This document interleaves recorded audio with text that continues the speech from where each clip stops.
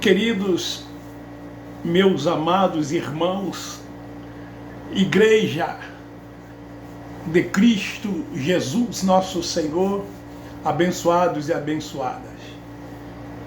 Uma ótima final de sexta-feira, dia 21 de maio, já quase ao pôr do sol. Eu estou aqui para compartilhar com cada um de vocês mais um vídeo no meu canal Ministério da Graça de Deus em Cristo Jesus. Quero agradecer aos novos inscritos e também os que já estão há mais tempo no meu canal. Obrigado por você divulgar, por você compartilhar, por você dar um like, que é muito importante para que o YouTube recomende essas mensagens às outras pessoas. Quando você visualizar, não esqueça, vai ali e dê um like ou um dislike, né? Fique à vontade, mas não deixe de fazer. Quero agradecer aos outros canais que têm ajudado a divulgar e compartilhar o meu canal. Essa semana eu estava vendo o irmão Elcio de Jesus, ele colocou que havia divulgado o meu canal. Meu muito obrigado. O irmão Geraldo Moraes também, que divulgou também o meu canal, e outros, como o Messias, que já fez, o André também, Pimentel, e outros irmãos, Um forte abraço a vocês. Nós estamos juntos nessa missão como embaixadores de Cristo Jesus. Hoje eu quero ler no livro de Eclesiastes. São livros escritos por Salomão, Provérbios, Cantares. E o livro de Eclesiastes é conhecido como livro do pregador. Diz assim no capítulo 1, alguns versículos: palavra do pregador, filho de Davi, rei em Jerusalém. Vaidade de vaidades, diz o pregador, vaidades de vaidades, tudo é vaidade. Que proveito tem o homem de todo o seu trabalho que faz debaixo do sol? Uma geração vai e a outra geração vem, mas a terra permanece para sempre. Nasce o sol e põe-se o sol, e volta ao lugar de onde nasceu. O vento vai para o sul e faz o seu giro para o norte. Continuamente vai girando o vento e volta fazendo os seus circuitos. Todos os ribeiros vão para o mar, contudo o mar não se enche. Ao lugar para onde os ribeiros correm, para ali tornam a ir. Eu quero, sob o título A Inutilidade de Tudo, esse é o tema dessa mensagem que eu quero compartilhar convosco hoje, a inutilidade de tudo, fundamentado no livro de Eclesiastes, capítulo 1 e capítulo 2. Queridos, Salomão, como todos sabem, foi um dos reis de Israel. Ele era filho de Davi com Batseba, ou Batseba, que teria se tornado o terceiro rei de Israel. E Salomão governou durante 40 anos. Salomão também, como eu já disse no início, foi o escritor de Provérbios, de Cantares, de Eclesiastes. Conhecido esses livros como os livros da sapiência da Bíblia: Provérbios, Cantares, Eclesiastes, e até mesmo o livro de Jó, que está relacionado na categoria de livros poéticos. Então eu sempre gostei muito da leitura do livro de Jó, do livro de Eclesiastes, do livro de Cantares, dos Salmos. Esses livros, eles nos passam experiência da vida, nos passa muita sabedoria. E quando nós fazemos uma reflexão sobre tudo quanto nós lemos, nos leva a gente a pensar, a raciocinar, a tomar atitudes com a razão, não deixar que a emoção venha tomar conta das nossas decisões. Porque quando nós tomamos atitude mediante emoções, mediante sentimentos, muitas das vezes pagamos um preço muito alto. A razão, ela muitas das vezes dói quando nós assim agimos, mas isso é bom porque nós não sofremos, entendeu?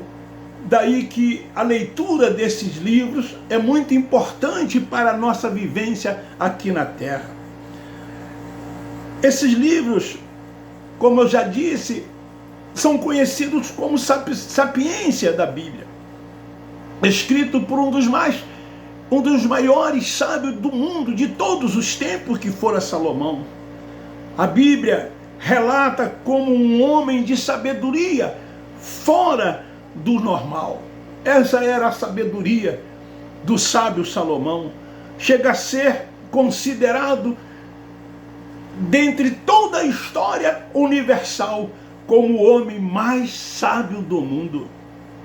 Pois Salomão era jovem e sabia precisar disso para poder fazer um bom governo. Quando ele foi reinar em Israel, ele sabia que precisava de ter sabedoria. E ele não estava apenas querendo confiar na sua sabedoria terrena, como nós vemos muitos confiando na sua sabedoria terrena.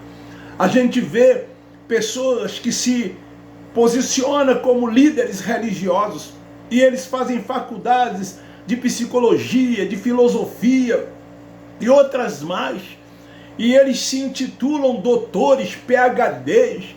Eles confiam muito naquilo que eles estudaram, buscam fazerem mestrados, doutorado, pós-graduação, para que eles possam se destacarem entre os outros líderes e serem aclamados como homens cultos, como homens inteligentes. É assim que eles se comportam. Salomão, ele pediu a Deus sabedoria. Ele quis que essa sabedoria viesse dos céus, que viesse diretamente de Deus, porque ele sabia que teria dificuldade para governar. Talvez ele já havia acompanhado o reinado de seu pai, e ele sabia como era difícil ser rei em Israel.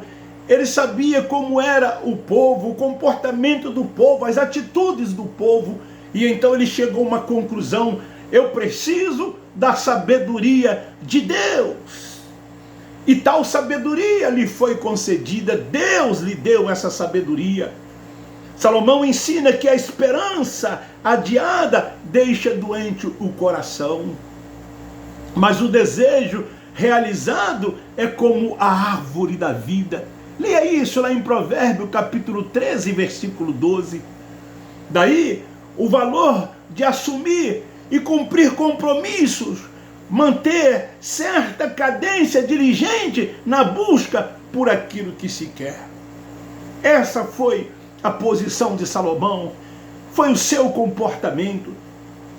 Ele começa o seu livro como um homem natural, completamente desiludido com a vida. É assim que Salomão começa o seu livro. Ele reclama que nada é novo sobre a terra, que sobre a terra não havia nenhuma novidade, desde a criação do mundo, desde que o mundo começou. Foi essa a conclusão que Salomão chegara. Os dias começam e terminam com o nascer e o pôr do sol. E até nos dias de hoje é assim que acontece. O dia começa com o nascer do sol e termina com o pôr do sol. O vento continua soprando de um lado para o outro. As águas dos mares continuam correndo o seu fluxo de forma natural, sem nenhuma novidade. Tudo existe e tem existido da mesma forma desde a criação do mundo. Ele disse: os nossos olhos não enxergam coisas originais. Os nossos olhos não enxergam novidades. Nenhuma novidade há debaixo dos céus, nem em cima da terra. Tudo está aí tal qual Deus o fez quando na criação do mundo. Nossos ouvidos não ouvem novos sons. Debaixo do céu, tudo permanece o mesmo, tudo permanece as mesmas coisas. E é interessante, né, que a gente percebe pessoas que vivem com arrogância, pessoas que vivem com soberba, pessoas que vivem querendo sobrepor a outras pessoas, menosprezar o próximo, subestimar a inteligência de outros, pessoas querendo estar em posição de destaques, querendo estar em supremacia, em primazia. É isso que nós vemos nos dias em que nós estamos vivendo, principalmente nesses lugares chamados de igrejas, que na verdade são templos religiosos. Há uma disputa. As pessoas estão indo em busca de títulos. As pessoas estão indo em busca de se enriquecerem, de querer viver uma vida farta às custas dos seus liderados. É isso que nós estamos presenciando. O mundo, a vida em geral é fútil e vazia, pois vivemos num carrossel gigantesco que passa para sempre. As pessoas deveriam pensar nisso. Tudo passa, nada é eterno. Os nossos dias estão contados e a qualquer momento nós vamos voltar ao pó da terra. O nosso espírito vai voltar para Deus. Deveríamos viver aqui neste mundo ajudando o próximo, ajudando as pessoas, amando as pessoas, praticando o fruto do Espírito, tendo benevolência uns para com os outros, usando de misericórdia, de compaixão, de benignidade, de compassividade, sujeitando uns aos outros no amor em Cristo Jesus, nosso Senhor.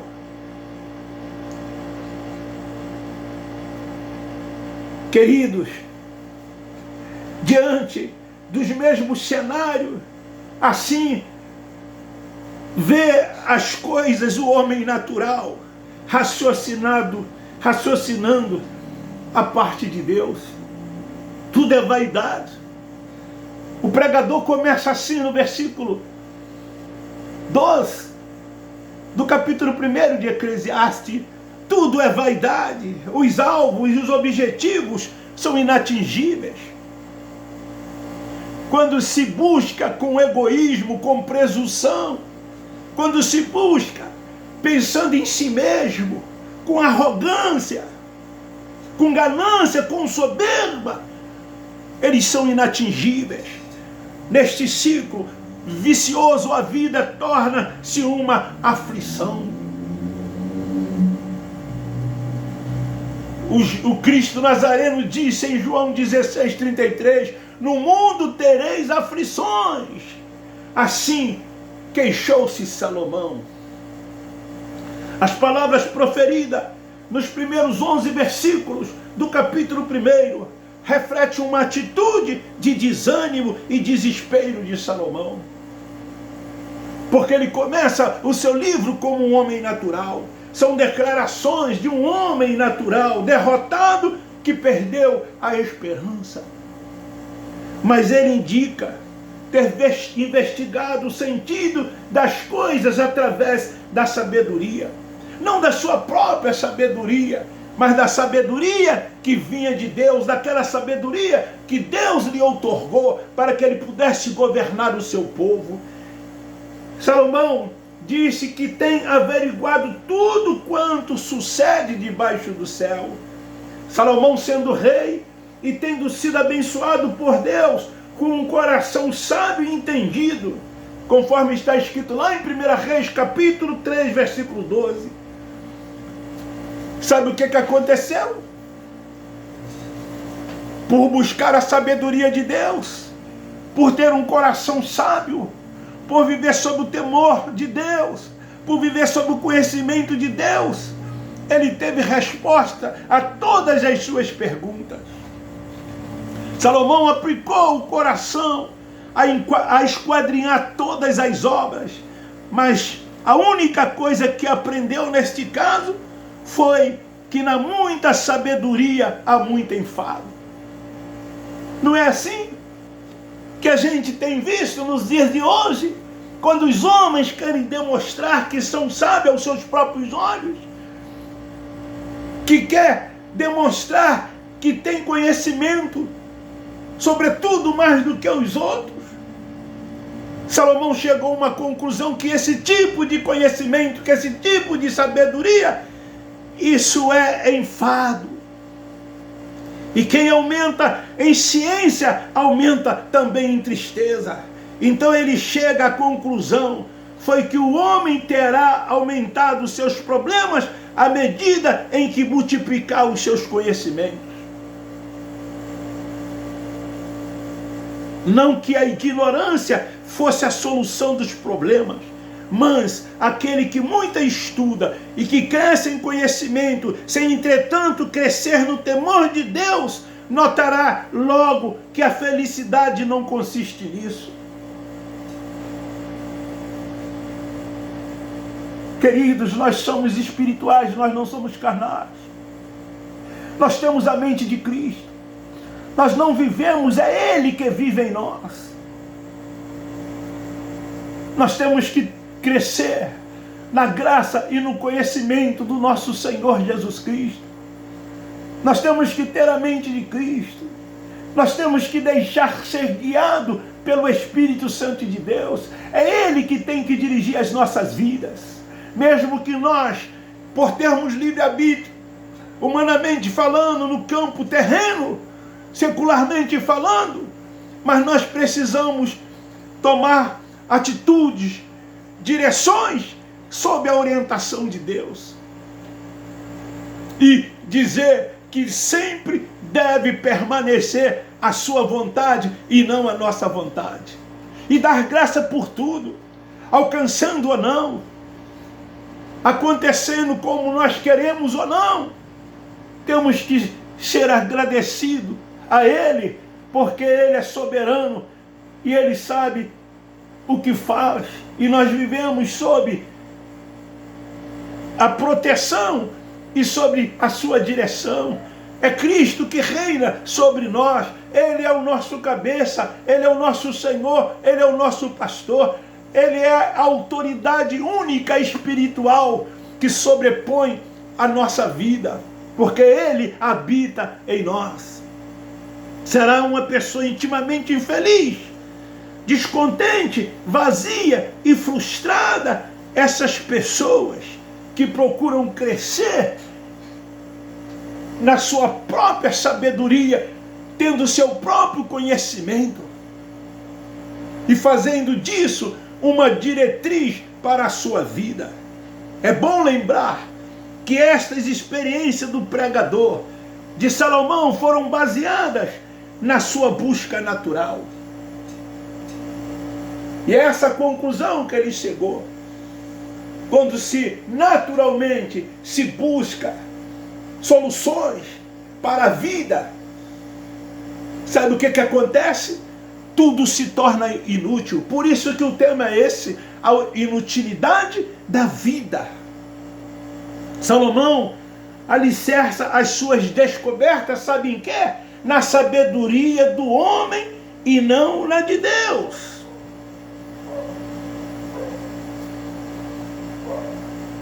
Por isso que ele chegou a essa conclusão acerca da sabedoria humana, do conhecimento do homem. Quando o homem se torna sábio aos seus próprios olhos.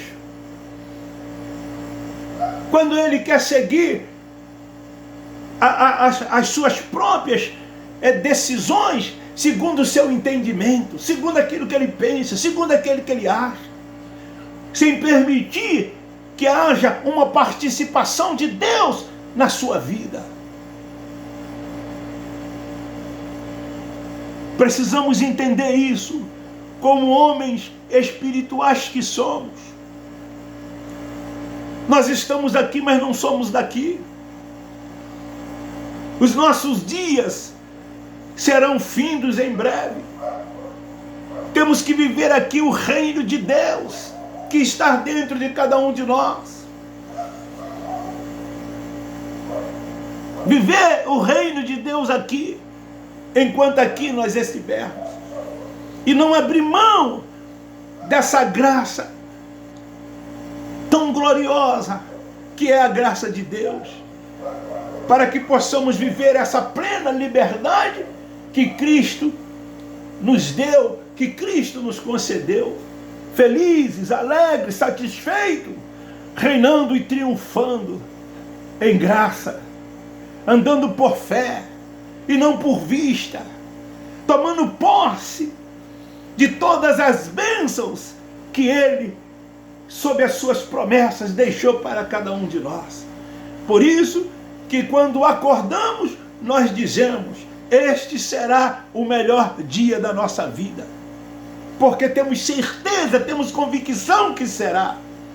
Porque viveremos este dia sob a proteção e sob o cuidado de Deus, tomando posse de todas as suas promessas, de todas as suas sortes de bênçãos sobre as nossas vidas. E assim o dia se finda, a noite vem, e aquele dia foi sem dúvida o melhor dia da nossa vida. Esse é o Evangelho da graça de Deus, que não é pregado, que não é ensinado dentro das instituições religiosas. Lá as pessoas são algemadas, elas são cativas, elas são presas, mesmo sendo salvas porque são eleitas, propriedade de Deus, mas não vive essa liberdade em Cristo Jesus. O Evangelho da graça de Deus é o Evangelho do Cristo ressuscitado, é o Evangelho do Cristo ressurreto. Nós não vivemos o Evangelho de dentro das instituições religiosas, que é o Evangelho do Cristo Nazareno. O nosso Cristo vive e vive para todo o sempre. Sabe aonde Ele está? Ele está dentro de você. Ele está na sua mente. Ele fez de você morada. Ele fez de você santuário. Ele fez de você a sua habitação. Fica aí esta palavra para a nossa reflexão. A inutilidade da vida, quando ela é feita pelo homem natural, seguindo o seu próprio curso, dentro do seu conhecimento, dentro da sua sabedoria, e então ele não vê nenhuma novidade. Mas quando ele permite que a sua vida seja dirigida sem reserva por Cristo Jesus, nosso Senhor, então ele triunfa e reina em graça. Eu termino dizendo: Abba Pai, Abba Pai, Abba Pai. Um forte abraço, um beijo no seu coração.